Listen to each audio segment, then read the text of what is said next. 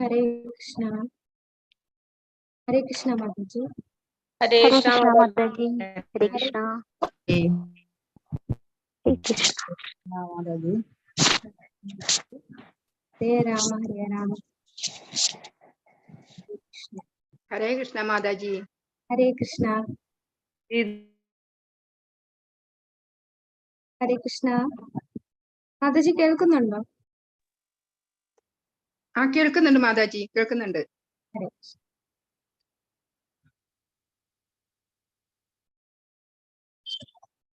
ഓം അജ്ഞാനതിമിരാന്തസ്യ ജ്ഞാനാഞ്ജനശലാകയാ ചക്ഷുരുന്മീലിതം യേന തസ്മൈ ശ്രീ ഗുരുവേ നമഃ. ശ്രീ ചൈതന്യ മനോഭീഷ്ടം സ്ഥാപിതം യേന ഭൂതലേ സ്വയം രൂപാ ഗതാ മഹ്യം ദദാതി സ്വപദാന്തികം. വന്ദേഹം ശ്രീഗുരു ശ്രീയുതപദകമലം ശ്രീഗുരും വൈഷ്ണവാംശ്ച ശ്രീരൂപം സാഗ്രജാതം സഹഗണ രഘുനാഥാന്വിതം തം സജീവം സാദ്വൈതം സാവധൂതം പരിജനസഹിതം കൃഷ്ണ ചൈതന്യ ദേവം ശ്രീരാധാകൃഷ്ണ പാദാൻ സഹഗണ ലളിതാ ശ്രീ വിശാഖാന്വിതാംശ. ഹേ കൃഷ്ണ കരുണാ സിന്ധു ദീനബന്ധോ ജഗത്പതേ ഗോപേശ ഗോപികാ കാന്ത രാധാകാന്ത നമസ്തുതേ. തപ്ത കാഞ്ചന ഗൗരാംഗീ ശ്രീ രാധേ വൃന്ദാവനേശ്വരി വൃഷഭാനുസുതേ ദേവി പ്രണമാമി. വാഞ്ചാകൽപതരുഭ്യശ്ച കൃപാ സിന്ധുഭ്യേവ ച പതിതാനാം പാവനേഭ്യോ വൈഷ്ണവേഭ്യോ നമോ നമഃ. നമാം വിഷ്ണുപാദായ കൃഷ്ണപ്രേഷ്ഠായ ഭൂതലേ ശ്രീമതേ ഭക്തിവന് വേദാന്ത സ്വാമിനിധി നാമിനെ. നമസ്തേ സരസ്വതേ ദേവി ഗൗരവാണി പ്രചാരിണി നിർവിശേഷ ശൂന്യവാദി പാശ്ചാത്യ ദേശധാരെ. जय श्री कृष्ण चैतन्य प्रभु नित्यानंद श्री अद्वैत गदाधर श्रीवासादि गौर भक्तवृंद. हरे कृष्णा कृष्णा कृष्णा हरे हरे हरे राम राम राम हरे हरे. हरे कृष्णा कृष्णा कृष्णा हरे हरे हरे राम राम राम हरे हरे. हरे कृष्णा कृष्णा कृष्णा हरे हरे हरे राम राम राम हरे. ഹരേ കൃഷ്ണ. എല്ലാവർക്കും ഭക്തി സദാചാർ ക്ലാസ്സിലേക്ക് സ്വാഗതം. നമ്മൾ ഇന്ന് ഗൗർ കിഷോർദാസ് ബാബാജി മഹാരാജിന്റെ ജീവിതകഥയാണ് കണ്ടുകൊണ്ടിരുന്നത്. അപ്പൊ ഇന്ന് നമുക്ക് അവസാന ഭാഗത്ത് കടക്കാം. ഹരേ കൃഷ്ണ കൃഷ്ണ കൃഷ്ണ കൃഷ്ണ ഹരേ രാം ഹരേ കൃഷ്ണ ഹരേ കൃഷ്ണ. അപ്പൊ ആരാണ് ഗൗർ കിഷോർദാസ് ബാബാജി മഹാരാജ്? അദ്ദേഹം ആരുടെ ഗുരുവാണ്? ഭക്തി സിദ്ധാന്ത സരസ്വതി ഠാക്കൂറിന്റെ ഹരേ കൃഷ്ണ. ഭക്തി സിദ്ധാന്ത സരസ്വതി ഠാക്കൂറിന്റെ ഗുരുവാണ്. ആരാണ് ഭക്തി സിദ്ധാന്ത സരസ്വതി ഠാക്കൂർ? പ്രഭുപാദരുടെ. ഹരേ കൃഷ്ണ. ശ്രീല പ്രഭുപാദരുടെ ഗുരുവാണ് ഭക്തി സിദ്ധാന്ത സരസ്വതി ഠാക്കൂർ. അദ്ദേഹത്തിന്റെ ഗുരുവാണ് ഗൗര കിഷോർദാസ് ബാബാജി മഹാരാജ്. അദ്ദേഹത്തിന്റെ പ്രണാമ മന്ത്രം: നമോ ഗൗര കിഷോരായ സാക്ഷാത് വൈരാഗ്യമൂർത്തയെ വിപ്രലംബ രസാംബോധേ പാദാംബുജായ തേ നമഃ. ത്യാഗത്തിന്റെ വ്യക്തിത്വമുള്ള ശ്രീല ഗൗര കിഷോരദാസ് ബാബാജി മഹാരാജ് ശ്രീല ഭക്തി സിദ്ധാന്ത സരസ്വതി ഠാക്കൂറുടെ ആത്മീയ ഗുരു. അദ്ദേഹത്തിന് ഞാൻ ആദരപൂർവ്വം പ്രണാമം അർപ്പിക്കുന്നു. അദ്ദേഹം എപ്പോഴും വേർപിരിയലിന്റെയും കൃഷ്ണനോടുള്ള തീവ്രമായ സ്നേഹത്തിന്റെയും വികാരത്തിൽ ലയിച്ചിരിക്കും. ഹരേ കൃഷ്ണ. നമ്മൾ കണ്ടു, അദ്ദേഹം വൈശ്യ കുടുംബത്തിൽ ജനിച്ചു. വംശീദാസൻ എന്നായിരുന്നു അറിയപ്പെട്ടത്. അദ്ദേഹത്തിന്റെ മാതാപിതാക്കൾ അന്നത്തെ കാലത്തിൽ വളരെ ചെറുപ്പത്തിൽ തന്നെ വിവാഹം കഴിപ്പിച്ചു. എന്നാലും ഒരു വൈരാഗ്യ ഭാവത്തിലാണ് അദ്ദേഹം ജീവിച്ചിരുന്നത്. നല്ല രീതിയിലുള്ള ദാമ്പത്യ ജീവിതം 29 വർഷം മാത്രമേ നീണ്ടു നിന്നുള്ളൂ. 29 വർഷം കഴിഞ്ഞപ്പോഴേക്കും അദ്ദേഹത്തിന്റെ ഭാര്യ ഒരു അസുഖം വന്ന് മരിക്കുന്നു. 1849 അദ്ദേഹത്തിന്റെ ഭാര്യ മരിക്കുന്നത്. അപ്പോൾ അദ്ദേഹം തന്റെ ഗൃഹസ്ഥ ജീവിതം ഉപേക്ഷിച്ചു. പിന്നീട് അദ്ദേഹം ആ സമയത്ത് അദ്ദേഹം ഒരു വ്യാപാരി കൂടിയായിരുന്നു. കാർഷിക വ്യാപാരങ്ങളിൽ ഏർപ്പെട്ടിരുന്ന വ്യക്തിയായിരുന്നു. എല്ലാ വരുമാനവും അദ്ദേഹം തന്റെ കുടുംബാംഗങ്ങൾക്കും മറ്റു വൈഷ്ണവർക്കും എല്ലാവർക്കും വീതിച്ചിട്ട് അദ്ദേഹം തന്റെ ഗൃഹസ്ഥ ജീവിതം ഉപേക്ഷിച്ചു. പിന്നീട് ശ്രീ ഭാഗവതദാസ ബാബാജിയിൽ നിന്ന് ദീക്ഷ സ്വീകരിച്ചു. 30 വർഷത്തോളം വൃന്ദാവനത്തിൽ ഗോവർദ്ധനം, നന്ദഗ്രാവ്, രാധാകുണ്ടം, റാവൽ, ഗോകുൽ എന്നിവിടങ്ങളിലെല്ലാം അദ്ദേഹം ഭജന നടത്തി. ഏകാന്തതയിൽ ഇരുന്ന അദ്ദേഹം ദിവസവും 2 ലക്ഷം കൃഷ്ണനാമങ്ങൾ ജപിച്ചു. അതായത് 128 മാലയാണ് എല്ലാ ദിവസവും ജപിക്കുന്നത്. കൂടാതെ അതീന്ദ്രിയ ഭാവത്തിൽ അദ്ദേഹം 64 മാലയിലല്ല, അല്ലാതെ തന്നെ അദ്ദേഹം ഭജനയിലൂടെ കീർത്തനത്തിൽ മുഴുകിയിരുന്ന് ജപിക്കുമായിരുന്നു. അപ്പൊ ഇദ്ദേഹം ഒരു അവധൂതനെ പോലെയായിരുന്നു. ആർക്കും ഇദ്ദേഹത്തെ മനസ്സിലാക്കാൻ സാധിക്കില്ല. അദ്ദേഹത്തിന്റെ രീതികൾ എല്ലാം വളരെ വ്യത്യസ്തമായിരുന്നു. വളരെ ഒരു പരിത്യാഗ മാനസിക അവസ്ഥയിലുള്ള വ്യക്തിയായിരുന്നു. രൂപരഘുനാഥന്റെ ത്യാഗത്തിന്റെ മൂർത്തി. രൂപരഘുനാഥന്മാരുടെ ത്യാഗം എങ്ങനെയാണോ അത് ഒരു വ്യക്തിയായി മാറിയാൽ അത് ഗൗർ കിഷോർദാസ് ബാബാജി മഹാരാജാണ്. ചിലപ്പോൾ അദ്ദേഹം ഗംഗാജലത്തിൽ ഉണങ്ങിയ അരിയോ ഗംഗയുടെ തീരത്ത് നിന്ന് കുറച്ച് ചെളിയോ കലക്കിയാണ് കഴിക്കുക. അപ്പൊ എന്തിനാണ് അദ്ദേഹം ഇങ്ങനെ കഴിക്കുക എന്ന് ചോദിക്കുമ്പോ അദ്ദേഹം എന്താ പറയാ? എന്റെ നാവിന് ഇങ്ങനെ പ്രസാദമല്ലാതെ മറ്റ് ആഹാരം കഴിക്കാനുള്ള ത്വര വന്നു. അപ്പോൾ എന്റെ നാവിനെ ഞാൻ ശിക്ഷിക്കുകയാണ്. അപ്പൊ അത്രയും ഒരു പരിത്യാഗ മനസ്സ് ആണ് ഈ ബാബാജി മഹാരാജ്. അപ്പൊ ഇത് പറഞ്ഞപ്പോഴാണ് മറ്റൊരു ഇതുപോലെ നമ്മളെല്ലാം ഇന്ദ്രിയങ്ങളുടെ അടിമയാണ്. അപ്പൊ ഇന്ദ്രിയങ്ങളെ ശിക്ഷിക്കുകയാണ് വൈഷ്ണവർ, ഉയർന്ന വൈഷ്ണവർ. അത് അപ്പോൾ മറ്റൊരു ബാബാജി മഹാരാജ് ഉണ്ട്, സിദ് മനോഹർ ദാസ് ബാബാജി മഹാരാജ്. അദ്ദേഹം 150 വർഷങ്ങൾക്ക് മുമ്പുണ്ടായിരുന്ന ഒരു ഉയർന്ന വൈഷ്ണവനാണ്. അദ്ദേഹം ഗോവിന്ദകുണ്ട്, ഗോവർദ്ധനത്തിലുള്ള ഗോവിന്ദകുണ്ടിലായിരുന്നു താമസിച്ചിരുന്നത്. അദ്ദേഹം ഒരു വലിയ ഒരു ഇത്രയും വലിയൊരു പരിത്യാഗിയായിട്ടുള്ള വ്യക്തിയാണ്. അദ്ദേഹം ഒരു ഗുഹയിൽ താമസിച്ചിരുന്നു. 17 മണിക്കൂർ നാമം ജപിക്കും. 17 മണിക്കൂർ തുടർച്ചയായിട്ട് നാമം ജപിച്ചുകൊണ്ടേയിരിക്കും. എന്നിട്ട് അദ്ദേഹം ഈ താമസിക്കുന്ന ആ ഗുഹയ്ക്ക് വെളിയില് രാത്രിയാകുമ്പോഴാണ് വെളിയിൽ വരിക. രാത്രിയാകുമ്പോൾ അവിടെ ആരും കാണില്ല, എല്ലാവരും വീട്ടിൽ പോയി ഉറങ്ങുന്നൊക്കെ സമയമാവും. ആ സമയത്ത് അദ്ദേഹം വെളിയിൽ വന്നിട്ട് ഒരു 5 മിനിറ്റ് വെയിറ്റ് ചെയ്യും. ഇന്നത്തെ പ്രസാദം ഭഗവാൻ എനിക്ക് എന്തെങ്കിലും അറേഞ്ച് ചെയ്തിട്ടുണ്ടോ എന്ന് നോക്കാനായിട്ട് 5 മിനിറ്റ് ഗുഹയ്ക്ക് വെളിയിൽ വന്ന് നിൽക്കും. ആരെങ്കിലും പ്രസാദമായിട്ട് വരുന്നുണ്ടോ നോക്കാൻ. രാധാറാണി തനിക്കായിട്ട് എന്തെങ്കിലും കൊണ്ടുവന്നിട്ടുണ്ടോ എന്ന് നോക്കാനായിട്ട് അദ്ദേഹം നിൽക്കുകയാണ്. അദ്ദേഹം ഒരിക്കലും തനിക്ക് ആഹാരത്തിന് വേണ്ടി പ്ലാൻ ചെയ്യുന്നില്ല, കുക്ക് ചെയ്യുന്നില്ല, ഒന്നും ചെയ്യുന്നില്ല. ആരെങ്കിലും തന്നാൽ കഴിക്കും. അത് ഭഗവാൻ അറേഞ്ച് ചെയ്ത് തരും എന്നുള്ള ആ വിശ്വാസം. അഥവാ ഒന്നും കിട്ടിയില്ലെങ്കിലോ അദ്ദേഹം അന്നത്തെ ദിവസം വ്രതം അനുഷ്ഠിക്കും. അപ്പൊ അദ്ദേഹം പരീക്ഷിക്കുകയാണ് എത്രമാത്രമാണ് രാധാറാണിക്ക് തന്നോടുള്ള ആ സ്നേഹം.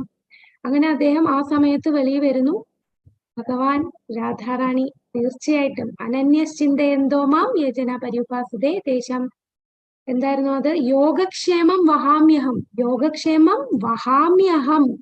ഞാൻ അനന്യമായിട്ട് എന്നിൽ ഭജന നടത്തുന്ന, എന്നെ ചിന്തിച്ച് എനിക്ക് ഭക്തിയുത സേവനം ചെയ്യുന്ന വ്യക്തിക്ക് ഞാൻ തന്നെ ഞാൻ പേഴ്സണലായിട്ട് വന്ന് അവനെ സഹായിക്കും എന്ന് പറഞ്ഞു. അതേപോലെ അതിന് രാധാറാണി തന്നെ വന്ന് അദ്ദേഹത്തിന് പ്രസാദം കൊടുക്കുമായിരുന്നു ആ സമയത്ത്.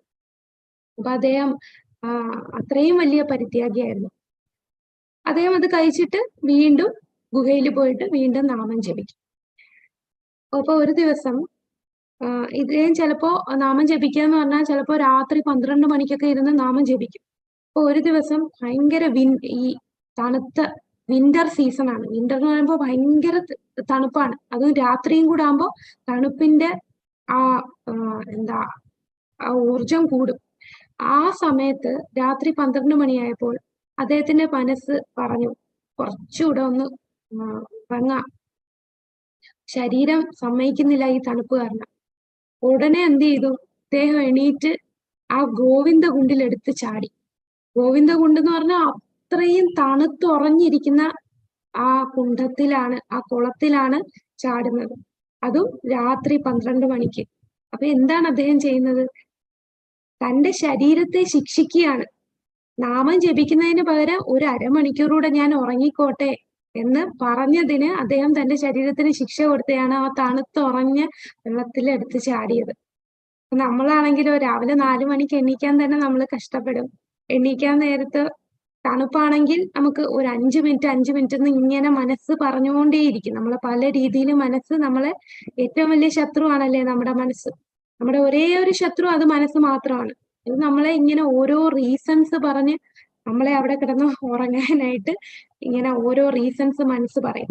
അല്ലെങ്കിൽ ചൂടുവെള്ളം, നമുക്കാണെങ്കിൽ തണുപ്പാണെങ്കിൽ ചൂടുവെള്ളമുണ്ട്. അപ്പൊ ഇദ്ദേഹം ആ തണുത്തുറഞ്ഞ വെള്ളത്തിലാണ് എടുത്ത് ചാടി ആ ശരീരത്തെ ശിക്ഷിക്കുകയാണ്. അപ്പൊ ശരിക്കും ഇങ്ങനെ പറയും വേദങ്ങളിൽ പറയുന്നതാണ്, ആരാണോ നേരത്തെ എണീക്കുക, തണുത്ത വെള്ളത്തിൽ കുളിക്കുക, 16 മാല നാമം ജപിക്കുക, 4 യമനിയമങ്ങൾ പാലിക്കുക, ഈ ഉറക്കവും ആഹാരവും ഒക്കെ കുറയ്ക്കുന്നത്, 12 വർഷം സ്റ്റഡി ആയിട്ട് ഇതുപോലെ ചെയ്യുന്ന വ്യക്തി, അദ്ദേഹം എന്തു പറയുന്നോ അതെല്ലാം സത്യമായി മാറും എന്ന് പറയുന്നുണ്ട്. അപ്പൊ ആ രാവിലെ നമ്മൾ ചൂടുവെള്ളത്തിന് പകരം തണുത്ത വെള്ളത്തിൽ കുളിക്കുമ്പോഴാണ് അപ്പൊ നമുക്ക് ശരീരം ഉറങ്ങിയിരിക്കും, ഉറക്കം വരില്ല. പിന്നെ നാമം ജപിക്കുമ്പോൾ എല്ലാം ഫ്രഷ് ആയിട്ട് നമുക്ക് നാമം ജപിക്കാൻ പറ്റും. അതാണ് ഇവിടെ പറയുന്നത്. അതുപോലെ പാലിക്കണമെന്നില്ല. നമ്മുടെ ശാരീരിക ഘടന, നമുക്ക് അസുഖങ്ങളൊക്കെ ഉള്ളത് അതൊക്കെ വെച്ചിട്ട് ചെയ്യാം. ഇതൊക്കെ വലിയ വലിയ വൈഷ്ണവർ, അവര് പരിത്യാഗിയാണ്, അവര് ശരീരത്തെ നോക്കുന്നേയില്ല. എല്ലാം ആ ഒരു അവധൂത ഭാവത്തിൽ ഉള്ള ഉയർന്ന പ്രേമഭക്തിയിലുള്ള ഭക്തന്മാരാണ് ഇപ്പൊ പറഞ്ഞ വൈഷ്ണവന്മാരെല്ലാം. ഞാനിപ്പോ പറഞ്ഞത് ഗൗർകിഷോർ ദാസ് ബാബാജിയുടെ കാര്യമല്ല, സിദ് മനോഹർ ദാസ് ബാബാജി മഹാരാജിന്റെ കാര്യം പറഞ്ഞതാണ്. അപ്പൊ ഇവിടെ ഈ ഗംഗാജലത്തിൽ ഉണങ്ങിയ അരിയും ഈ ഗംഗാ തീരത്തുള്ള ചെളിയൊക്കെ കലക്കി അദ്ദേഹം കഴിക്കുന്നു എന്ന് പറഞ്ഞപ്പോ ഒരു ഉദാഹരണമായിട്ട് പറഞ്ഞേ ഉള്ളൂ. പിന്നെ അദ്ദേഹം എങ്ങനെയാണ്, മൺപാത്രം എന്ന് പറഞ്ഞാൽ ആരെങ്കിലും ഉപയോഗിച്ച് ഉപേക്ഷിച്ച ആ മൺപാത്രത്തിലായിരുന്നു അദ്ദേഹം കഴിക്കുന്നത്, കുക്ക് ചെയ്ത് കഴിക്കുന്നത്. ഏകാദശി ദിവസം നിർജ്ജല ഏകാദശി എടുക്കുമായിരുന്നു. പിന്നെന്താ, അദ്ദേഹം ഉപയോഗിക്കുന്ന വസ്ത്രം എന്താണ്, ശ്മശാനത്തില് മൃതദേഹങ്ങൾ ഉപയോഗിച്ച് വലിച്ചെറിഞ്ഞ തുണിയാണ് അദ്ദേഹം ശരീരം മറയ്ക്കാൻ ഉപയോഗിച്ചിരുന്നത്. പിന്നീട് ഈ ഭൗതികമായ ആളുകൾ ഇദ്ദേഹത്തിന്റെ അടുത്ത് അനുഗ്രഹം വാങ്ങിക്കാൻ വന്നുകൊണ്ടിരിക്കുമ്പോൾ ഇവരുടെ ശല്യം സഹിക്കാൻ വയ്യാതെ അദ്ദേഹം എവിടെ പോയിരിക്കും, ശൗചാലയത്തിലാണ് അദ്ദേഹം താമസിച്ചത്. പിന്നെ ഈ പുണ്യധാമിലെ ഓരോ വ്യക്തി, പശു, മൃഗങ്ങൾ, പക്ഷികൾ, വൃക്ഷങ്ങൾ, എല്ലാ പ്രാണികൾക്കും അദ്ദേഹം ബഹുമാനിക്കും. കാരണം ധാമിലുള്ള ഓരോ ജീവജാലങ്ങളും വളരെ ഉയർന്ന ജീവനുകളാണ്. പിന്നെ അദ്ദേഹം എല്ലാ ദിവസവും രാധാകൃഷ്ണന്മാർക്ക് ദിവസവും പുഷ്പമാല ഉണ്ടാക്കി കൊടുക്കുമായിരുന്നു.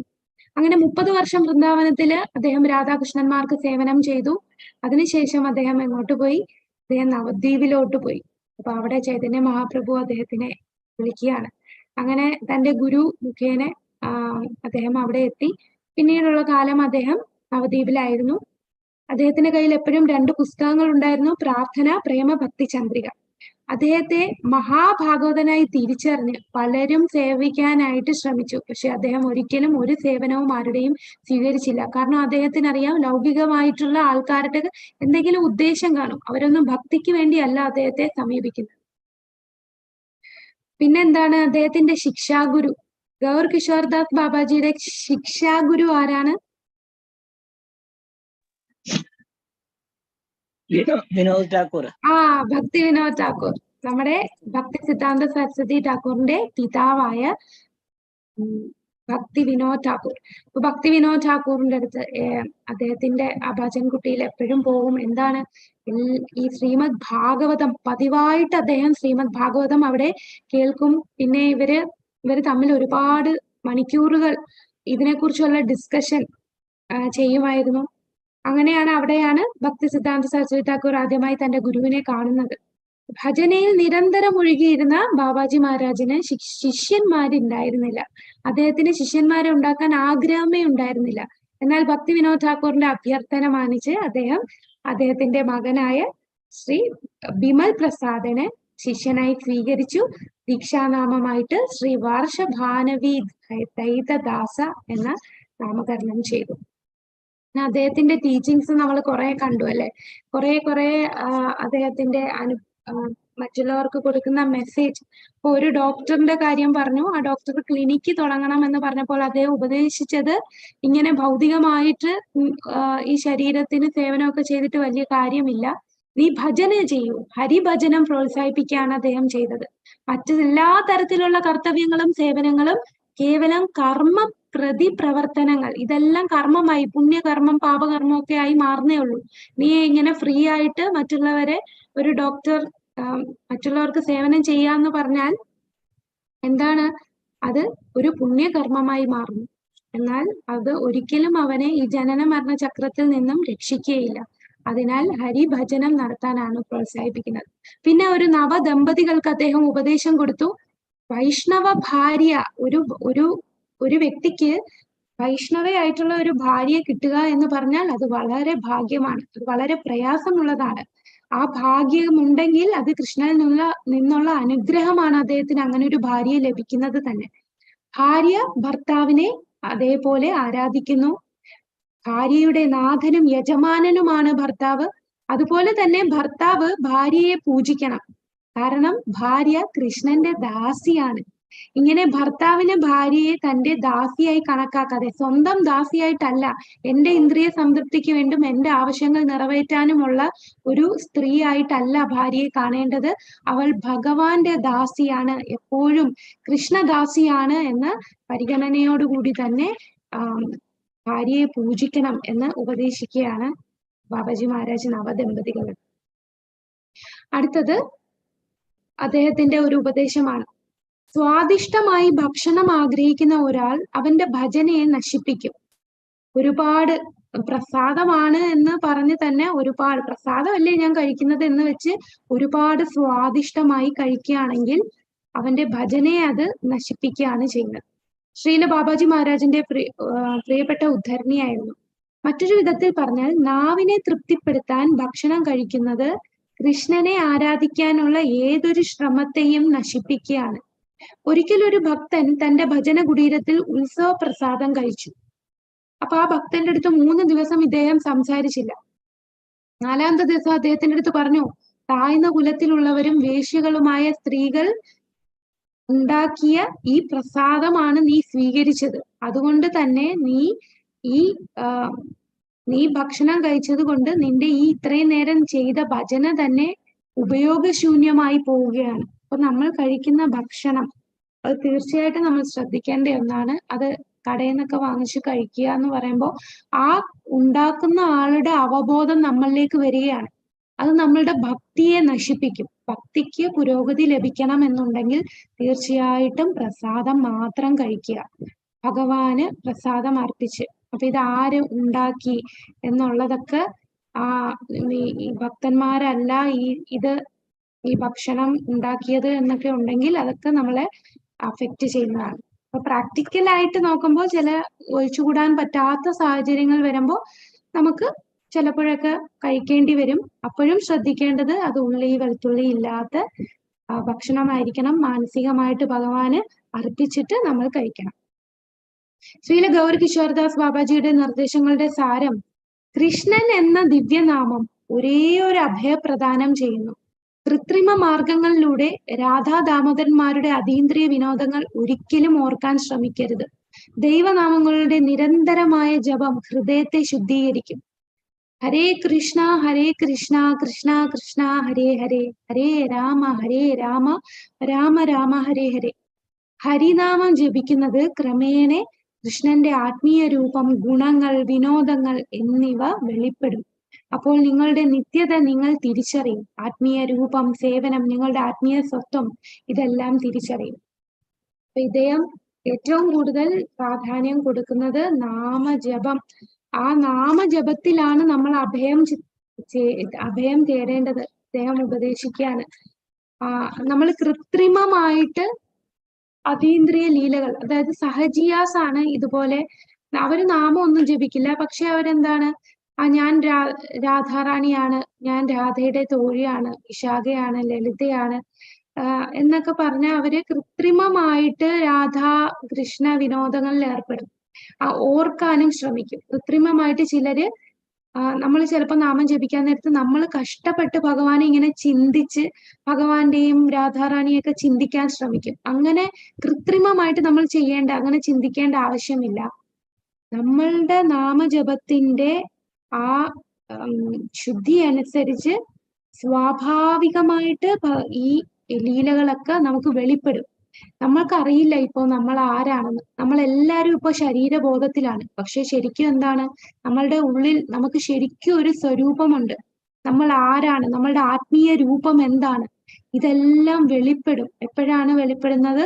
നമ്മളുടെ ആ നാമജപത്തിലൂടെ നിരന്തരമായി നാമം ജപിച്ച് നമ്മളുടെ ഹൃദയം ശുദ്ധീകരിക്കുമ്പോൾ. നമ്മൾ നാമം ജപിക്കുമ്പോൾ ചുമ്മാ ആർട്ടിഫിഷ്യൽ ആയിട്ട് വേറെ പലതും ചിന്തിച്ച് നാമം ജപിച്ചാൽ അത് നാമ അപരാധമാണ്. ശ്രദ്ധയോടുകൂടി ഭഗവാന്റെ ഈ ഓരോ നാമവും നമ്മൾ കേട്ട് കേട്ട് അങ്ങനെ ശുദ്ധീകരിക്കും.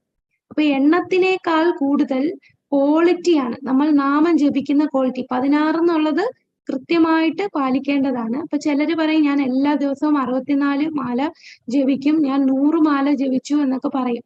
പക്ഷെ അവര് ജപിക്കുന്നത് കേട്ടാൽ മനസ്സിലാവും അവര് ഹരേ കൃഷ്ണ കൃഷ്ണ കൃഷ്ണ. അതില് ഹരേ കൃഷ്ണ ഈ 16 നാമങ്ങളില് കുറെ ഒന്നും കാണില്ല. എല്ലാം കാറ്റായിട്ടും ഒക്കെ ചിലൊക്കെ വിഴുങ്ങിയായിരിക്കും പറയുന്നത്. നമ്മൾ വിചാരിക്കും നമ്മളെല്ലാം പറയുന്നുണ്ടെന്ന്.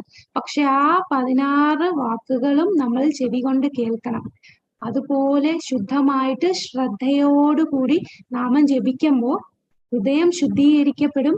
കൂടാതെ ഈ ഭഗവാന്റെ ആ ലീലകൾ, ഗുണങ്ങൾ ഇതെല്ലാം നമുക്ക് വെളിപ്പെടും. മാത്രവുമല്ല നമ്മൾ ആരാണെന്ന് നമുക്ക് തിരിച്ചറിയാൻ സാധിക്കും.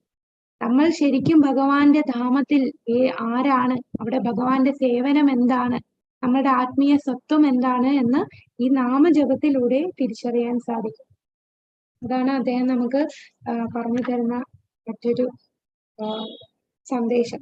ശരിക്കും ഗൗർ കിഷോർദാസ് ബാബാജി മഹാരാജിന് ഒരു വിഗ്രഹമില്ല. അദ്ദേഹത്തിന്റെ വിഗ്രഹം എന്താന്ന് പറഞ്ഞാൽ ഒരു കല്ല്, ഒരു സ്ലാബ് കല്ലാണ്.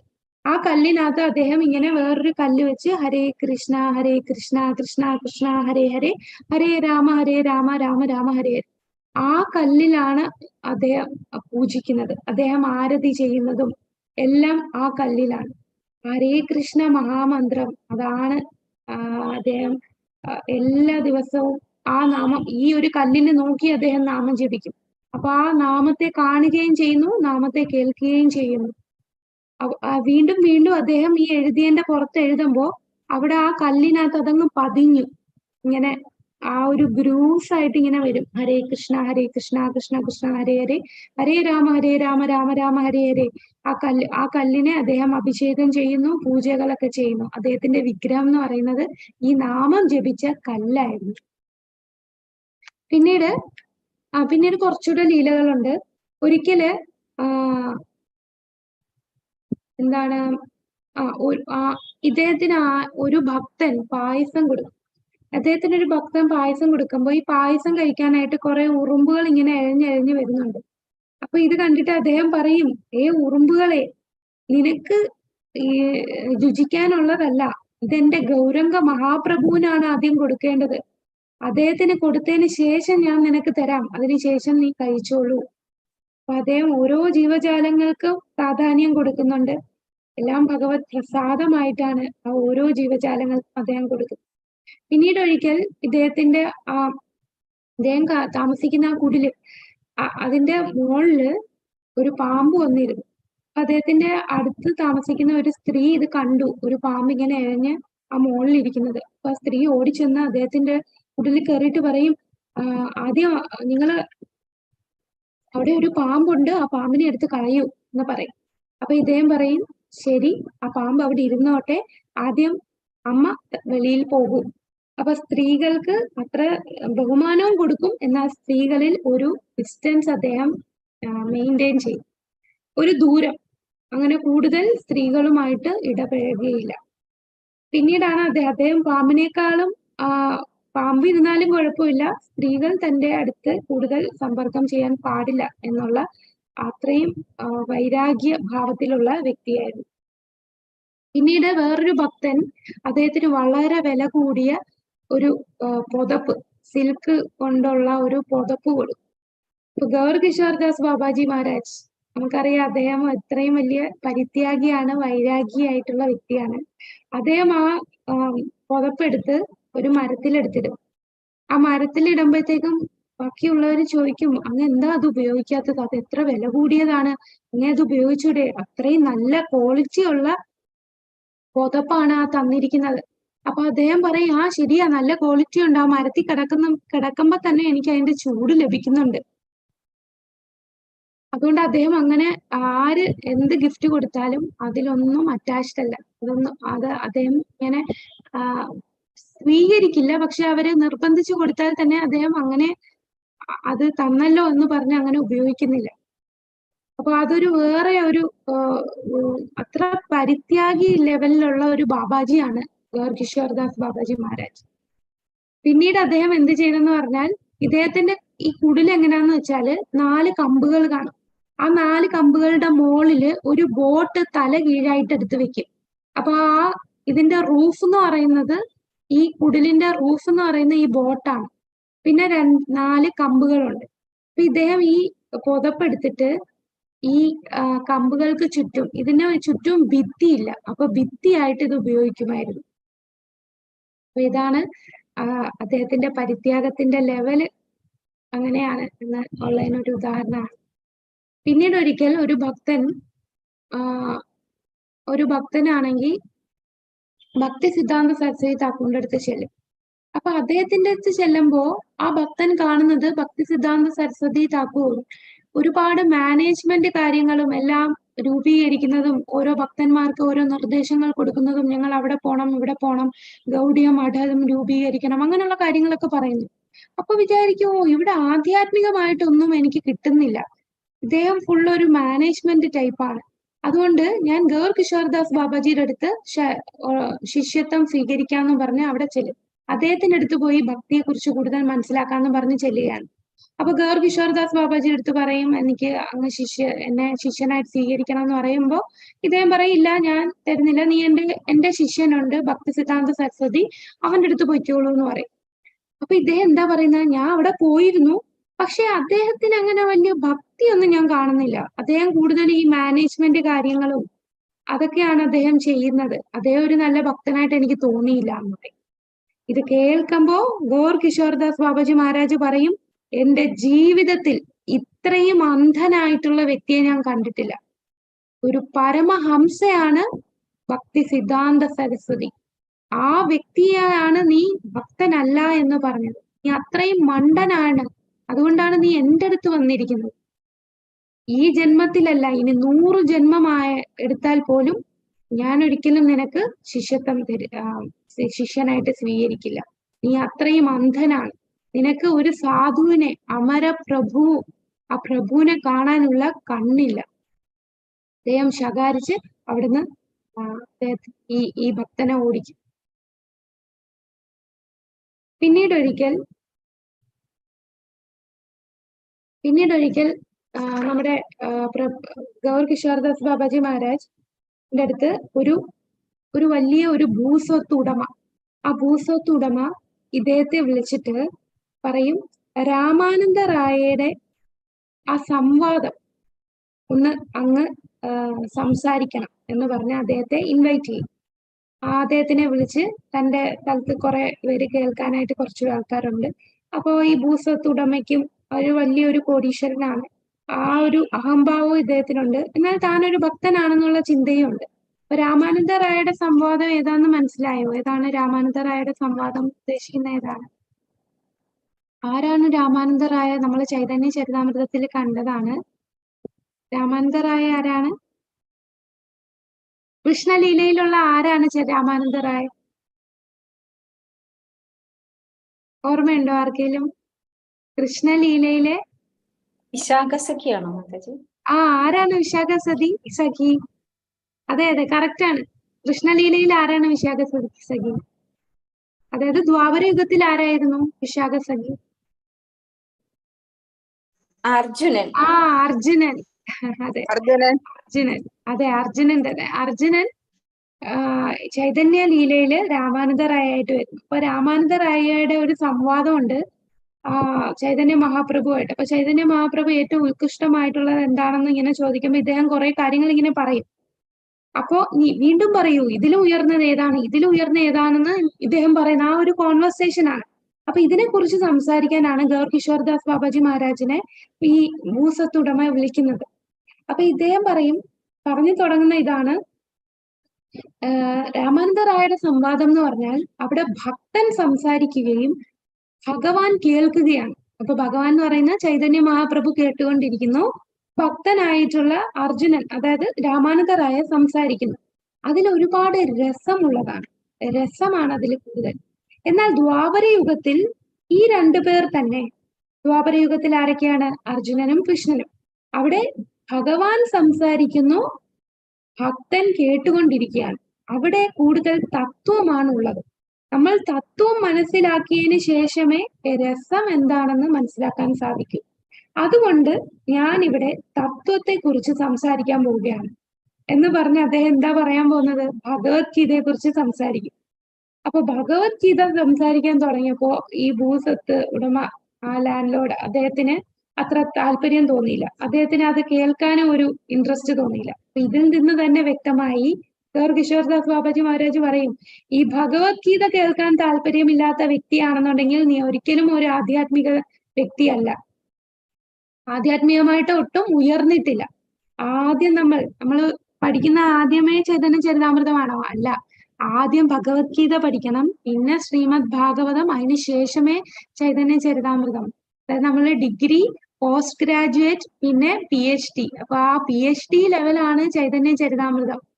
അപ്പൊ ഡിഗ്രി ലെവൽ കഴിഞ്ഞിട്ട് നമുക്ക് അങ്ങോട്ട് പോകാവൂ. അപ്പൊ അതുകൊണ്ട് തത്വം മനസ്സിലാക്കിയിട്ട് പോകാം എന്ന് പറഞ്ഞപ്പോ അദ്ദേഹത്തിന് അത് അത്ര രസിച്ചില്ല. അപ്പൊ ഇദ്ദേഹം അത് അവിടെ കാണിക്കുകയാണ്, നീ അത്ര വലിയ ഭക്തനല്ല. ആ ഭക്തനാകണമെങ്കിൽ ആദ്യം ഭഗവത്ഗീതയെ ആസ്വദിക്കാൻ പഠിക്കണം. പിന്നീട് കുറെ ഭക്തന്മാര് വന്നിട്ട് ഗൗർ കിഷോർദാസ് ബാബാജി മഹാരാജിന്റെ അടുത്ത് പറയും, ബാബാജി ഞങ്ങൾ ഇവിടെ എല്ലാം ഈ ധാം എല്ലാം വൃത്തിയാക്കാൻ പോവുകയാണെന്ന് പറയും. അപ്പൊ ബാബാജി ചോദിക്കും, ധാം എങ്ങനെ നിങ്ങൾ വൃത്തിയാക്കുന്നത്? അത് ഞങ്ങൾ ഇവിടെ എല്ലാം നല്ല റോഡൊക്കെ വന്ന് എല്ലാവർക്കും യാത്ര ചെയ്യാൻ എളുപ്പമാക്കാനായിട്ട് റോഡൊക്കെ നന്നാക്കും, നന്നായിട്ട് എല്ലാം വൃത്തിയാക്കും. അപ്പൊ ഇവിടുത്തെ മരങ്ങളും എല്ലാം വെട്ടി നല്ല വൃത്തിയാക്കാൻ പോവുകയാണ്. ബാബാജി പറയും, ധാമിലെ മരങ്ങൾ നീ വെട്ടാൻ പോവുകയാണോ നിങ്ങൾ? ഈ മരങ്ങളെല്ലാം കൽപ്പവൃക്ഷങ്ങളാണ്. വൃത്തിയാക്കുന്നതിന്റെ പേരിൽ ഈ കൽപ്പവൃക്ഷങ്ങളെ വെട്ടുന്നതാണല്ലേ നിങ്ങൾ, വെട്ടുകയാണ് നിങ്ങളുടെ ഉദ്ദേശം. ഇവിടെ ഉടനെ ഇവിടുന്ന് പൊയ്ക്കോളാൻ പറയും. അതേ എല്ലാരെയും ഓടിച്ചു വിടും. അങ്ങനെ ഈ ധാമില് നമ്മളുടെ സാധാരണ മരങ്ങളല്ല. സാധാരണ ഇവിടെയുള്ള മരങ്ങൾ എന്ന് പറഞ്ഞാൽ വർഷങ്ങളോളം ഇങ്ങനെ നിൽക്കും, പക്ഷെ ഒരു പ്രയോജനമില്ല. നമ്മള് ഉപദേശാമൃതമല്ല, ഈശോപനിഷത്തിൽ പഠിക്കുന്നുണ്ട്. അതിൽ പറയുന്ന എന്താണ്, എത്ര വർഷങ്ങളോളം ഇങ്ങനെ മരത്തിനെ പോലെ നിന്നിട്ട് കാര്യമില്ലല്ലേ. എന്നാൽ ഭക്തി ഉണ്ടെങ്കിൽ മാത്രമേ നമ്മൾ 100 ജന്മമോളം ജീവിച്ചിരുന്നിട്ട് അതിനൊരു അർത്ഥമുള്ളൂ. ആ ഭക്തി ഇല്ലാതെ ഇങ്ങനെ മരത്തിനെ പോലെ നിന്നിട്ട് കാര്യമില്ല. അതുപോലെ പക്ഷേ ഈ പറയുന്ന ധാമിലെ മരങ്ങൾ എന്ന് പറഞ്ഞാൽ അതൊന്നും സാധാ മരങ്ങളല്ല, അതെല്ലാം കൽപ്പവൃക്ഷങ്ങളാണ്. ഒരുപാട് സന്യാസിമാരും ദേവന്മാരും എല്ലാം അവർ തനിയെ ഭഗവാൻ ലീലകളാടിയ ആ ധാമില് നിൽക്കണം എന്നുദ്ദേശിച്ച് അവര് തന്നെ മരങ്ങളായിട്ട് വരുന്നു. അവിടെ നിധിവനില് ഒക്കെ ഉള്ള മരങ്ങൾ എന്ന് പറഞ്ഞാൽ അതെല്ലാം ഗോപിമാരാണ്. ഗോപിമാരെല്ലാം മരങ്ങളായിട്ട് അവിടെ താഴ്ന്നു നിൽക്കുകയാണ്. അപ്പൊ അതുകൊണ്ട് അവിടുത്തെ വൃക്ഷങ്ങൾ മുറിക്കുക എന്ന് പറഞ്ഞാൽ അത് അപരാധമാണ്. പിന്നീട് ഒരു ലീല എന്ന് പറഞ്ഞാല്, ഒരിക്കൽ ഗൗർ കിഷോർദാസ് ബാബാജി മഹാരാജ് നമ്മുടെ ഭക്തി സിദ്ധാന്ത സരസ്വതി ഠാക്കൂർ പ്രഭുപാദരുടെ അടുത്ത് പറയും, എന്തിനാണ് നിന്റെ പിതാവ് ഭക്തി വിനോദ് ഠാക്കൂർ ഈ മജിസ്ട്രേറ്റ് ആയിട്ടൊക്കെ ഇരിക്കുന്നത്? ഈ ജോലിയൊക്കെ ഉപേക്ഷിച്ചിട്ട് ഒരു കുടിലിൽ വന്നിരുന്ന് നാമം ജപിച്ചൂടെ? അപ്പൊ ഭക്തി സിദ്ധാന്ത സരസ്വതി പ്രഭുപാദ് പറയും, എനിക്കറിയാം അങ്ങ് എന്നെ പരീക്ഷിക്കാൻ വേണ്ടിയാണ് ഇങ്ങനെ ചോദിച്ചതെന്ന്. കാരണം അങ്ങ് ഇവിടെയല്ല, അങ്ങിപ്പോൾ രാധാകുണ്ടില് അവിടെ രാധാറാണിക്ക് സേവനം ചെയ്തുകൊണ്ടിരിക്കുകയാണ്. എന്റെ പിതാവായ ഭക്തി വിനോദ് ഠാക്കൂർ അദ്ദേഹം ഒരു മജിസ്ട്രേറ്റ് ആയിട്ട് ഇരിക്കുകയല്ല, അദ്ദേഹവും രാധാകുണ്ടില് രാധാറാണിക്ക് സേവനം ചെയ്തുകൊണ്ടിരിക്കുകയാണ്. അപ്പൊ അങ്ങ് എന്നെ പരീക്ഷിക്കാൻ വേണ്ടി ചോദിച്ചതല്ലേ ഈ ചോദ്യം? അപ്പൊ ഇദ്ദേഹം പറയും, ശരിയാണ്, നിനക്ക് എങ്ങനെ മനസ്സിലാക്കാൻ സാധിച്ചു? നീ ചൈതന്യ മഹാപ്രഭുവിന്റെ പാർഷദൻ തന്നെയാണ്, അതുകൊണ്ട് നിനക്ക് എന്റെ ഹൃദയം തന്നെ മനസ്സിലാക്കാൻ സാധിച്ചു. ശരിയാണ്, ഞാൻ നിന്നെ പരീക്ഷിക്കാൻ ചോദിച്ചതാണ്. അപ്പൊ ഈ പറയുന്ന ബാബാജി മഹാരാജും ഈ ഭക്തി സിദ്ധാന്ത സരസ്വതി ഠാക്കൂർ, ഭക്തി വിനോദ് ഠാക്കൂർ, ഇവരാരും സാധാരണ വ്യക്തികളല്ല, ഇവരെല്ലാരും മഞ്ചരിമാരാണ്. അവിടെ രാധാറാണിയുടെ അഷ്ടസഖിമാർക്ക് സേവനം ചെയ്തുകൊണ്ടിരിക്കുകയാണ്. അപ്പൊ ഈ നിത്യസിദ്ധ അവരെല്ലാം ആധ്യാത്മിക ലോകത്തുള്ളവർ, നമ്മളെ പോലെ അധപ്പതിച്ച ആൾക്കാർക്ക് ഭക്തി പറഞ്ഞു തരാൻ വേണ്ടി ഇങ്ങനെ അവരുടെ ജീവിതം എങ്ങനെയാന്ന് കാണിച്ചു തരാനും കൂടി ഇവിടെ അവതരിച്ച് ഇവിടെ വന്നതാണ്. ഇവിടെ ഈ ഭൗതിക ലോകത്ത് ഇങ്ങനെ ആണെങ്കിൽ പോലും ഒരേ സമയത്ത് ഇവരെല്ലാരും അവിടെ രാധാറാണിക്ക് സേവനം ചെയ്തുകൊണ്ടേയിരിക്കുകയാണ്. അതാണ് അദ്ദേഹത്തിന്റെ ഈ ബാബാജി മഹാരാജും ഭക്തി വിനോദ് ഠാക്കൂർ, ഭക്തി സിദ്ധാന്ത സരസ്വതി ഠാക്കൂർ, ഇവിടെ ഈ ഗുരുശിഷ്യ പരമ്പരയിലുള്ള എല്ലാ ഭക്തന്മാരും ഉയർന്ന നിത്യലീലയിലുള്ള വ്യക്തികളാണ്. പിന്നീട് ഇദ്ദേഹത്തിന് ഇദ്ദേഹം ഇങ്ങനെ ഒറ്റയ്ക്കിരുന്ന് ഈ പ്രചരണത്തിലൊന്നും പോകുന്ന വ്യക്തിയല്ല. നമ്മുടെ ഭക്തി സിദ്ധാന്ത സരസ്വതി ഠാക്കൂർ എങ്ങനെ കൂടുതൽ പ്രചരിപ്പിക്കും, ഭക്തി വിനോദ് ഠാക്കൂറും അത് തന്നെ, നമ്മുടെ പ്രഭുപാദർ എല്ലാം ലോകമെമ്പാടും പ്രചരിപ്പിക്കുന്നതിലായിരുന്നു താല്പര്യം. പക്ഷെ ഗൗർ കിഷോർ ദാസ് അദ്ദേഹം ഒരു ബാബാജിയാണ്. അദ്ദേഹം സ്വന്തമായിട്ട് ഇരുന്ന് നാമം ജപിക്കുന്നതിലാണ് താല്പര്യം. അദ്ദേഹത്തിന്റെ അടുത്ത് ഭക്തന്മാർ വരുമ്പോഴും അവരെയൊക്കെ അദ്ദേഹം എങ്ങനെയെങ്കിലും ഇങ്ങനെ ഒഴിവാക്കും. കാരണം അവരുടെ അടുത്ത് പറയും, അവിടെ രഥയാത്ര നടക്കുന്നുണ്ട്, അവിടെ പ്രസാദം കൊടുക്കുന്നുണ്ട്, നിങ്ങൾക്ക് അവിടെ സേവയുണ്ടെന്നും പറഞ്ഞ് അദ്ദേഹം എല്ലാവരെയും അവിടെ നിന്ന് പറഞ്ഞു വിട്ടിട്ട് സമാധാനമായിട്ട് ഒറ്റയ്ക്കിരുന്ന് നാമം ജപിക്കാനാണ് അദ്ദേഹത്തിന് താല്പര്യം. പിന്നെ അദ്ദേഹം തന്റെ തിരോധാനത്തെ കുറിച്ച് നോക്കാം. 1915 നവംബർ 19 അദ്ദേഹത്തിന്റെ നിത്യാനന്ദകരമായിട്ടുള്ള വിനോദത്തിന്റെ നിത്യലീലയിലേക്ക് ലയിക്കുകയാണ്. അപ്പൊ ആ സമയത്ത് നമ്മള് ഭക്തി സിദ്ധാന്ത സരസ്വതി ഠാക്കൂറിന്റെ ലീല പറഞ്ഞപ്പോ നമ്മൾ ഈ കാര്യം പറഞ്ഞു. ഇദ്ദേഹത്തിനെ മരിക്കാറായി കിടന്നപ്പോ അദ്ദേഹം ആ ഒരു അതീന്ദ്രിയ ഭാവത്തിലായിരുന്നു. അദ്ദേഹം പറയും, ഞാൻ ഈ ശരീരം വെടിയുമ്പോൾ എന്റെ ശരീരം ഒരു കയറ് കൊണ്ട് കെട്ടി വലിച്ച് ഈ നവദ്വീപ് ധാമിലെല്ലാം വലിച്ചുകൊണ്ട് പോണം. അപ്പൊ എന്റെ ഈ പാപിയായിട്ടുള്ള എന്റെ ഈ ശരീരത്ത് ഭക്തന്മാരുടെ പാദധൂളികൾ ഏൽക്കുമല്ലോ. അപ്പൊ അദ്ദേഹം ഈ പറയുന്നത് എന്താണ്, ഇത് ഇങ്ങനെ ചെയ്യണമെന്നല്ല, ചെയ്യണം എന്ന് അദ്ദേഹം അത് ആ ഭാവത്തിൽ പറയുന്നതാണ്, ആ ഒരു എളിമയുടെ ഭാവത്തിൽ. ഈ ഒരു സമയമാകുമ്പോ ഭക്തന്മാരങ്ങ് വേറൊരു ഭാവത്തിലാണ്, അവരത്രയും എളിമയായി, ഞാൻ എന്തൊരു ഭക്തനാണ്, ഞാൻ എത്ര പാപിയാണ്, ആ ഒരു ഭാവത്തിലേക്ക് പോകും. നമ്മുടെ കൃഷ്ണദാസ് കവിരാജ് ഗോസ്വാമി അദ്ദേഹം ചൈതന്യ ചരിതാമൃതം എഴുതുന്നതിന് മുമ്പ് ആദ്യം അദ്ദേഹം പറയുന്ന കുറെ വാക്കുകളുണ്ട്. ഞാൻ അത്രയും പാപിയാണ്, ജഗായി മതായിയെക്കാളും പാപിയാണ്, മലത്തിലുള്ള ഒരു പുഴുവിനേക്കാളും പാപിയാണ് ഞാൻ, എനിക്ക് ഒരു യോഗ്യതയില്ല എന്ന് അദ്ദേഹം പറയുന്നു. ഞാൻ നരകത്തിൽ പോകേണ്ടവനാണ്. അവരൊക്കെ വലിയ വലിയ ഭക്തന്മാരാണ്, വലിയ വൈഷ്ണവ അതീന്ദ്രിയ ഭാവത്തിലുള്ള ഭക്തന്മാരാണ്. അപ്പൊ ആ ഒരു ഹ്യൂമിലിറ്റി കാരണം ഇങ്ങനെ പറയുന്നതാണ്. അപ്പൊ ഇത് പറഞ്ഞപ്പോ അവിടെ കുറെ ബാബാജിമാരിങ്ങനെ നിൽപ്പുണ്ട്, പല സ്ഥലത്തു നിന്ന് വന്ന ബാബാജിമാര്.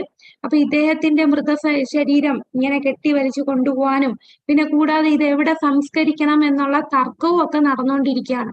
എന്തിനാണ് ഇവര് തർക്കം? കാരണം ഇദ്ദേഹത്തിന്റെ സമാധി നടക്കുന്നിടത്ത് ആൾക്കാരെല്ലാം സമാധി കാണാൻ വരും, അപ്പൊ കൂടുതൽ പണം അവിടുന്ന് കിട്ടും. അപ്പൊ പണം ഉണ്ടാക്കാനുള്ള ഒരു സ്രോതസ്സായിട്ട് ഇവരിതിനെ കാണുകയാണ്. അല്ലാതെ ആത്മാർത്ഥത ഒട്ടുമില്ലാത്ത കുറെ ബാബാജിമാരായിരുന്നു ഇദ്ദേഹത്തിന് ഈ സമാധി ഇദ്ദേഹത്തിന് മുമ്പിൽ വന്നത്. ആ സമയത്താണ് ഭക്തി സിദ്ധാന്ത സരസ്വതി ഠാക്കൂർ വരുന്നത്. അദ്ദേഹം പറയും, എന്താണ്, അദ്ദേഹം സിംഹത്തിനെ പോലെ ഗർജിച്ചുകൊണ്ടാണ് പറയുന്നത്, ഞാനാണ് അദ്ദേഹത്തിന്റെ ഒരേ ഒരു ശിഷ്യൻ, നിങ്ങൾക്ക് ആർക്കും ഇദ്ദേഹത്തിന്റെ ശരീരത്തിൽ തൊടാൻ പോലും ഒരു അധികാരവുമില്ല. കാരണം ഇവരെല്ലാരും ഇങ്ങനെ കയറ് വെച്ച് കെട്ടാൻ, ഞാൻ കെട്ടാം, നീ കെട്ടണ്ട, ഞാൻ കെട്ടാം. അപ്പൊ കാരണം അദ്ദേഹം അത്രയും ഉയർന്ന ഭക്തനാന്ന് എല്ലാവർക്കും അറിയാം. അപ്പൊ ആ ഭക്തന്റെ ആഗ്രഹം സാധിച്ചു കൊടുക്കുന്നത് ഞാനാവണം, ആ ഭക്തന്റെ തൊടുമ്പോ ഞാൻ ചെയ്യുമ്പോ അതിന്റെ ക്രെഡിറ്റ് എനിക്ക് കിട്ടും എന്നുള്ള വഴക്കും കൂടാതെ ഇത് ഞാൻ ചെയ്യുമ്പോൾ എനിക്ക് ആ സമാധി നടക്കുന്നിടത്തുള്ള പണം എനിക്ക് കിട്ടണം എന്നുള്ള ചിന്തയിലുള്ള വ്യക്തികളായിരുന്നു.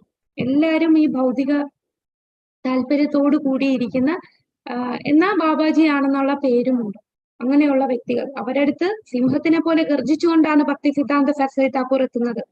അദ്ദേഹം പറയും, നിങ്ങൾക്ക് ആർക്കും ഇദ്ദേഹത്തിന്റെ ശരീരത്തിൽ തൊടാൻ പോലും ഒരു അവകാശവുമില്ല. നിങ്ങളുടെ ബുദ്ധി ഉപയോഗിക്കൂ. ഇദ്ദേഹം എന്താണ്? അദ്ദേഹം ലാളിത്യം കൊണ്ട് പറയുന്നതാണ്. അതാണ് നിങ്ങൾ ഈ പറഞ്ഞ വാക്ക് അതുപോലെ ചെയ്യാൻ നോക്കിയത്. അത്രയും പാപികളാണ് നിങ്ങൾ. ഒന്നും ഒരു യോഗ്യതയുമില്ല. പിന്നീട് അദ്ദേഹം ഇങ്ങനെ പറയും, നിങ്ങൾക്ക് തൊടാൻ താൻ എന്താണ് 6 മാസത്തിലോ അല്ലെ അതിനു മുമ്പോ 3 മാസത്തിലോ 1 മാസത്തിലോ അതിനു മുമ്പുള്ള 3 ദിവസങ്ങളിൽ പോലും അവിഹിത ലൈംഗിക ബന്ധം പുലർത്താത്ത ആരെങ്കിലും ഇവരിലുണ്ടോ എന്ന് അദ്ദേഹം ചോദിക്കും. നിങ്ങൾ ആരെങ്കിലും പരസ്ത്രീ ബന്ധം സ്വീകരിക്കാത്ത ആരെങ്കിലും ഉണ്ടോ? 6 മാസമായിട്ട് ഒരു സ്ത്രീയുമായിട്ട് ബന്ധമില്ലാത്തവരുണ്ടോ എന്ന് ചോദിക്കും. ഇല്ല, ആരും അനങ്ങത്തില്ല. 3 മാസം, 1 മാസം, 2 ആഴ്ച, ഒരാഴ്ച, 1 ദിവസം, അപ്പോഴും ആരും വരില്ല. അങ്ങനെ ചെയ്തവർ ബാബാജി മഹാരാജിന്റെ ദിവ്യാവശിഷ്ടങ്ങളിൽ തൊട്ടാൽ അവർ നശിച്ചു പോകും. അങ്ങനെ ചെയ്തിട്ട് വരുന്നവർക്ക് അദ്ദേഹത്തെ തൊടാൻ പോലും ഒരു അധികാരമില്ല, അവരുടെ നശിച്ചു പോകും എന്ന് പറയും. അത് കേൾക്കുമ്പോൾ എല്ലാവരും പതിയെ അകന്നു പോവുകയാണ് ചെയ്യുന്നത്. പിന്നീട് അദ്ദേഹത്തിന്റെ സമാധി അവിടെ ഭക്തി സിദ്ധാന്ത സരസ്വതി താക്കൂർ ഗംഗാ തീരത്താണ് അദ്ദേഹത്തിന്റെ സമാധി ആദ്യം ചെയ്യുന്നത്. അപ്പോൾ ഈ സമാധി ചെയ്ത് കഴിഞ്ഞപ്പോൾ കുറെ നാള് അദ്ദേഹത്തിന് വളരെ വലിയ സിദ്ധാന്ത സരസ്വതി താക്കൂർ അദ്ദേഹം അവിടെ ഗൗഡിയ മഠിന്റെ അടുത്താണ് താമസിക്കുന്നത്. അപ്പോൾ എപ്പോഴും വിരഹ ദുഃഖത്തിലായിരുന്നു ഇദ്ദേഹം. ഈ വിരഹ ദുഃഖത്തിൽ ഇരുന്നിട്ട് ഇദ്ദേഹം പറയും, എനിക്ക് എന്റെ ഗുരു മഹാരാജിനെ എന്നും കാണണം. കാരണം ഇത് കുറച്ച് ദൂരെയാണ്, ഗംഗാ തീരത്തും ഇദ്ദേഹം ഗൗഡിയ മഠിലുമാണ്. അപ്പോ ശരിക്കും ഇദ്ദേഹം നമ്മളെ ഭക്തി സിദ്ധാന്ത സരസ്വതി താക്കൂർ സന്യാസം സ്വീകരിച്ചത് തന്നെ ഇടയ്ക്ക് ഇദ്ദേഹത്തിന്റെ സ്വപ്നത്തിൽ ഇങ്ങനെ വരുമായിരുന്നു. ഗുരു മഹാരാജ് വന്നിട്ട് പറയും, നീ സന്യാസം സ്വീകരിക്കണം എന്ന് പറയുന്നുണ്ട്. കൂടാതെ ബാക്കിയുള്ള ആൾക്കാരെല്ലാം കൂടുതൽ റെസ്പെക്ട് കൊടുക്കുന്നത് ഈ മായാവാദി സന്യാസികൾക്കാണ്. അപ്പൊ ആ ദ്വേഷം കണ്ടിട്ടും കൂടെയാണ്. അപ്പൊ ഇദ്ദേഹത്തിന്റെ സ്വപ്നത്തിൽ തന്റെ ഗുരു പറയുകയും കൂടെ ചെയ്തപ്പോഴാണ് അദ്ദേഹം പിന്നീട് ഗുരുവിന്റെ ഫോട്ടോ വെച്ചിട്ട് സന്യാസം സ്വീകരിക്കുന്നത്. അപ്പൊ ഈ ഗുരുവായിട്ടുള്ള അത്രയും വലിയ റിലേഷൻ ആയിരുന്നു നമ്മുടെ ഭക്തി സിദ്ധാന്ത സരസ്വതി താക്കൂർ. അപ്പൊ ഇദ്ദേഹത്തിന് എപ്പോഴും ആ വിരഹ ദുഃഖമാണ്, ഗുരു മഹാരാജ് എന്റെ അടുത്ത് ഗുരു മഹാരാജ് ഇല്ലല്ലോ എന്ന്. അപ്പൊ ആ ഒരു ഭഗവാന്റെ തന്നെ ആ ഒരു അറേഞ്ച്മെന്റില് ഗംഗ കവിഞ്ഞൊഴുകുമ്പോ ഇദ്ദേഹത്തിന്റെ സമാധിയും കൂടെ അങ്ങ് ഇതിന്റെ അടിയിൽ, വെള്ളത്തിന്റെ അടിയിലായി അതങ്ങ് ഒഴുകി പോകും. അപ്പോ ഇതെടുത്ത് മാറ്റിയില്ല എന്നുണ്ടെങ്കിൽ ക്രമേണ ഇതങ്ങ് നശിച്ചു പോകും. അപ്പൊ ഇത് മാറ്റുക എന്ന് പറഞ്ഞാൽ കുറച്ച് പ്രയാസമുള്ളതാണ്, കുറച്ച് നല്ല വെയിറ്റ് ഉള്ളതാണ് ഇദ്ദേഹത്തിന്റെ ഈ സമാധി എന്ന് പറയുന്നത്. അപ്പോഴാണ് വിനോദ് ബിഹാരി ബ്രഹ്മചാരി. ആരാണ് വിനോദ് ബിഹാരി ബ്രഹ്മചാരി എന്ന് ആർക്കെങ്കിലും ഓർമ്മയുണ്ടോ? കഴിഞ്ഞ ക്ലാസ്സിൽ നമ്മൾ ഇതേ ബ്രഹ്മചാരിയുടെ കാര്യം പറഞ്ഞിരുന്നു. വിനോദ് ബിഹാരി ബ്രഹ്മചാരി സിദ്ധാന്ത സരസ്വതി താക്കൂറിനെ മറ്റേ ജാതി ഗോസ്വാമിമാരിൽ നിന്ന് രക്ഷിച്ചു. ഹരിബോൽ. അതെ. ഇദ്ദേഹത്തെ വധിക്കാനായിട്ട് ഒരുപാട് പ്രാവശ്യം ശ്രമിച്ചത്, അപ്പോഴെല്ലാം രക്ഷിച്ചത് വിനോദ് ബിഹാരി ബ്രഹ്മചാരിയാണ്. ഈ ബ്രഹ്മചാരിക്ക് ആ അനുഗ്രഹം കിട്ടിയത് എങ്ങനെയാണ്? ഒരിക്കൽ ശൗചാലയത്തിൽ ഇരുന്ന് നാമം ജപിച്ചുകൊണ്ടിരുന്ന ഗൗർ കിശോർദാസ് ബാബാജിയുടെ അടുത്ത് ഇദ്ദേഹം ചെന്ന്, ഞാൻ ഭക്തി സിദ്ധാന്ത സരസ്വതിയുടെ ശിഷ്യനാണ് എന്ന് പറയുമ്പോ ഇദ്ദേഹം വന്ന് ആലിംഗനം ചെയ്യും. അപ്പൊ ആ ആലിംഗനമാണ് ഇദ്ദേഹത്തെ സംരക്ഷിക്കുന്നത്. അതേ വിനോദ് ബിഹാരി ബ്രഹ്മചാരി തന്നെയാണ് ഈ സമാധി അദ്ദേഹം ഒറ്റയ്ക്ക് അതെടുത്ത് എന്ത് ചെയ്യുന്നത്, അങ്ങ് ഗൗഡിയ മഠില് ഭക്തി സിദ്ധാന്ത സരസ്വതി താക്കൂറിന്റെ ഗൗഡിയ മഠിന്റെ അടുത്ത് അവിടെ പുഷ്പ സമാധി ആയിട്ട് വെക്കുന്നത്. ശ്രീധാം മായപ്പൂരിലെ ചൈതന്യ യോഗ പീഠത്തിനടുത്തുള്ള ശ്രീ ചൈതന്യ മഠത്തിന്റെ രാഘാകുണ്ടിന്റെ തീരത്ത് തന്റെ സമാധി സ്ഥാപിക്കുകയാണ്. അപ്പൊ പുഷ്പ സമാധി അവിടെ സ്ഥാപിക്കുന്നു മായാപൂരിൽ. ഇപ്പൊ ഗൗരി കിഷോർദാസ് ബാബാജിയുടെ ആദ്യത്തെ സമാധി ഗംഗാ തീരത്താണ്. പിന്നീട് അദ്ദേഹം വീണ്ടും അത് റീ എസ്റ്റാബ്ലിഷ് ചെയ്യുന്നതാണ് ഇവിടെ മായപ്പൂരില് ഈ പുഷ്പ സമാധിയായിട്ട്. അപ്പൊ പിന്നീട് ഭക്തി സിദ്ധാന്ത സരസ്വതി താക്കൂർ അദ്ദേഹം കരഞ്ഞിട്ട് കൊണ്ട് പറയും, എന്റെ ഗുരുദേവന് എന്നോട് എത്ര എത്ര സ്നേഹമാണ്, അതുകൊണ്ടല്ലേ അദ്ദേഹം ഈ ഗംഗയെ ഇങ്ങനെ കരകവിഞ്ഞ് ഒഴുക്കിയതും അദ്ദേഹത്തിന്റെ സമാധി എന്റെ ശിഷ്യനെ കൊണ്ട് തന്നെ, അദ്ദേഹത്തിന്റെ അനുഗ്രഹം ഒരുപാട് കിട്ടിയ എന്റെ ശിഷ്യനെ കൊണ്ട് തന്നെ തിരിച്ചു കൊണ്ടുവന്നതും അദ്ദേഹം എന്റെ ആഗ്രഹം മനസ്സിലാക്കിയത് കൊണ്ടാണ് അദ്ദേഹം ഈ ലീലകളൊക്കെ ചെയ്തത്. അങ്ങനെ ഞാൻ എവിടെയുണ്ടോ അവിടെ എന്റെ ഗുരു മഹാരാജുവാണ്. എനിക്ക് ആ സംഘം തരാനായിട്ട് അദ്ദേഹം ഇപ്പോൾ എന്റെ ഗുരു മഹാരാജ് എന്റെ കൂടെ ഉണ്ട് എന്ന് ഭക്തി സിദ്ധാന്ത സരസ്വതി താക്കൂർ പറയാറ്. അപ്പൊ ഭക്തി സിദ്ധാന്ത സരസ്വതി താക്കൂറും ഗൗർ കിഷോർദാസ് ബാബാജി മഹാരാജും തമ്മിലുള്ള ആ ഒരു ബന്ധം അത്രയും തീവ്രമായിട്ടുള്ള ഗുരുശിഷ്യ ബന്ധമായിരുന്നു. അദ്ദേഹം രണ്ടുപേരുടെ മൂഡിലുണ്ട്. ഈ പ്രചരണം ചെയ്യുക എന്ന് പറഞ്ഞാൽ തന്റെ പിതാവിൽ നിന്ന് കിട്ടിയ ഗുണമാണ്. ഭക്തി വിനോദ് ഠാക്കൂർ കൂടുതൽ എങ്ങനെ പ്രചരണം ചെയ്യും. പിന്നെ ഭജന, ഇദ്ദേഹത്തിന്റെ ഭജന, ആ ഒരു മൂഡ് അദ്ദേഹത്തിന് കിട്ടിയത് ഗൗർ കിഷോർദാസ് ബാബാജി മഹാരാജിൽ നിന്നാണ്. എങ്ങനെ കൂടുതൽ ഭജന ചെയ്യും, അപ്പൊ ആ ഭജനയുടെ നാമജപത്തിന്റെയും ഇതെല്ലാം കിട്ടുന്നത് ഗൗർ കിഷോർദാസ് ബാബാജിയിൽ നിന്നാണ്. വ്രജലീലയിൽ ഇദ്ദേഹം ആരാണ്? ഗുണമഞ്ജരിയാണ്. നയനമഞ്ജരിയാണ് ഭക്തി സിദ്ധാന്ത സരസ്വതി താക്കൂർ. എന്നാൽ ഗൗർ കിഷോർദാസ് ബാബാജി ആരാണ്? ഗുണമഞ്ജരിയാണ്. രാധാറാണിയെ സേവിക്കുന്ന ഗുണമഞ്ജരിയാണ് വ്രജലീലയിൽ ഗൗർ കിഷോർദാസ് ബാബാജി. രാധാകുണ്ടത്തിനടുത്തുള്ള രാധാ കുഞ്ച ബിഹാരി ഗൗഡിയ മഠത്തിനടുത്താണ് അദ്ദേഹത്തിന്റെ പുഷ്പസമാധി. അപ്പൊ ഈ പറയുന്ന രാധാകുണ്ടം എന്ന് പറയുന്നത് ഗോവർദ്ധനത്തിലുള്ള രാധാകുണ്ടമല്ല. അവിടെ നവദ്വീപില് ചൈതന്യ മഹാപ്രഭു മറ്റൊരു രാധാകുണ്ടം അവിടെ കൊണ്ടുപോകും. അപ്പൊ അദ്ദേഹം അവിടെ നിർമ്മിക്കുന്ന രാധാകുണ്ടമാണ്. ആ രാധാകുണ്ടത്തിന്റെ തീരത്താണ് സമാധി ഉള്ളത്. അപ്പൊ ഇതൊരു തെറ്റിപ്പോകരുത്, ഇതങ്ങ് നവദ്വീപിലാണ്. ശരിക്കുള്ള രാധാകുണ്ടം അങ്ങ് വൃന്ദാവനത്തിലാണ്. ഇവിടെ നമുക്ക് കാണാം അദ്ദേഹത്തിന്റെ സമാധി, ഗൗർ കിഷോർദാസ് ബാബാജി മഹാരാജിന്റെ സമാധിയാണ്. ഭക്തി സിദ്ധാന്ത സരസ്വതി താക്കൂറിന്റെ ഗുരു. ഹരേ കൃഷ്ണ. ഇതാണ് നമ്മുടെ ഗൗർ കിഷോർദാസ് ബാബാജി മഹാരാജിന്റെ ലീലകൾ. അപ്പൊ അദ്ദേഹം ഗുണമഞ്ജരിയാണ്. രാധാറാണിയുടെ നിത്യ സേവനം ചെയ്യുന്ന വ്യക്തികളാണ്. അപ്പൊ ഇത് നമ്മൾ മനസ്സിലാക്കേണ്ടത്, ഇതൊന്നും സാധാരണ വ്യക്തികൾ, നമ്മളൊരു സാധാ മനുഷ്യരല്ല, നമ്മളെ പോലുള്ള ബദ്ധാത്മാക്കൾ അല്ല. എല്ലാരും നിത്യസിദ്ധരാണ്. നിത്യമായിട്ട് ഭഗവാന്റെ ലീലകളിൽ ഏർപ്പെട്ടുകൊണ്ടിരിക്കുന്ന ഭഗവാന്റെ രാധാറാണിയുടെ കൂടെയുള്ള മഞ്ജരിമാരാണ്. ചൈതന്യ മഹാപ്രഭു വന്നു കഴിഞ്ഞപ്പോൾ അത് വീണ്ടും ഇടയ്ക്കൊക്കെ അതിനൊരു ഇതിൽ പ്രചരണം കൊടുക്കാത്തതുകൊണ്ട് ആൾക്കാരൊക്കെ ഇതിൽ നിന്ന് വിടാൻ തുടങ്ങി. മറ്റു പല ഡയറക്ഷനിലോട്ട് ആൾക്കാരുടെ ഈ വേദങ്ങളൊക്കെ മിസ്യൂസ് ചെയ്യാൻ തുടങ്ങി. അപ്പൊ വീണ്ടും അത് റീ എസ്റ്റാബ്ലിഷ് ചെയ്യാനായിട്ട് ഇങ്ങനെ ഓരോ മഞ്ജരിമാര് അവരുടെ ഭൂമിയിലേക്ക് നമുക്ക് വേണ്ടി വരികയാണ്. അവരിവിടെ വരേണ്ടതും ഈ ലീലകളൊക്കെ ആടുന്ന എന്തിനാണ്? നമ്മളെ പോലെയുള്ള ബദ്ധാത്മാക്കളെ തിരിച്ച് അങ്ങ് കൊണ്ടുപോകാനായിട്ട്. എല്ലാം മറന്ന് ശരീരബോധത്തിലിരുന്ന് ഇന്ദ്രിയ ആസ്വാദനം ചെയ്തുകൊണ്ടിരിക്കുന്ന ഈ വ്യക്തികളെ തിരിച്ചങ്ങ് കൊണ്ടുപോകാനായിട്ട് ലീലകൾ ചെയ്യുകയാണ്. ആ ഗൗർ കിഷോർദാസ് ബാബാജി മഹാരാജ് നമുക്ക് ഇത്രയും പ്രിയപ്പെട്ടതാകുന്ന എന്തുകൊണ്ടാണ്? നമ്മളെ പ്രഭുപാദരുടെ ഗുരുവിന്റെ ഗുരുവാണ്. അപ്പൊ പ്രഭുപാദരെ നമുക്ക് കിട്ടിയത് ഭക്തി സിദ്ധാന്ത സരസ്വതി താക്കൂറിൽ നിന്നാണ്. ഈ ഭക്തി സിദ്ധാന്ത സരസ്വതി താക്കൂറിന് കിട്ടുന്നത് അദ്ദേഹത്തിന്റെ ഗുരുവായ ഗൗർ കിഷോർദാസ് ബാബാജി മഹാരാജിൽ നിന്നാണ്. അപ്പൊ ഇനി നമ്മൾ കാണാൻ പോകുന്നത് അടുത്ത ഏത് ആചാര്യനെ കുറിച്ചാണ് നമ്മൾ പഠിക്കാൻ പോകുന്നത്? ഇദ്ദേഹത്തിന്റെ ഗുരു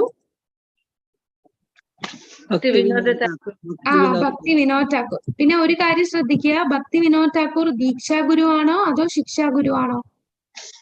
ശിക്ഷാ ഗുരുവാണ്.